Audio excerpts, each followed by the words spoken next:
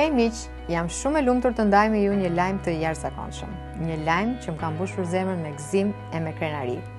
Më në fund, përpjekja ime dhe puna ime për mbrojtjen e Vjosës ka marrë një vlerësim ndërkombëtar, atë të Goldman Environmental Prize, Nobel për mjedisin.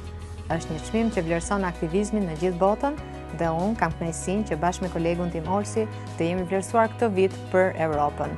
Një çmim që vlerëson gjithë punën tonë për mbrojtjen e lumit Vjosa.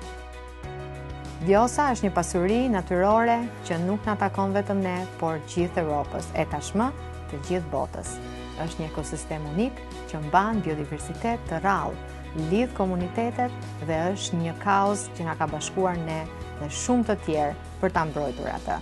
Vjosa më në fund mori dhe mbrojtjen e merituar në 2023-shin, kur në Tepelen në një ceremoni u shpall park kombëtar. Puna për ta mbrojtur vazhdon ende, megjithatë, ky çmim është një motivim shumë i madh për mua dhe jo vetëm, por për gjithë ekipin e Save the Blue Heart of Europe, komunitetet e përfshira, artistët, shkencëtarët, gazetarët, avokatët dhe publikun e gjerë. Është një shtys për të na dhënë neve forcë për të vazhduar më përpara.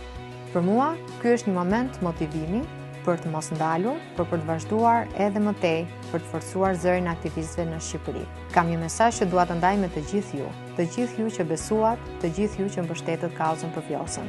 Të bashkuar mund të arrijmë shumë. Çdo hap i vogël, sado i vogël të duket, është tepër i rëndësishëm në murin që do të ndërtojmë për mbrojtjen e ekosistemeve tona natyrore.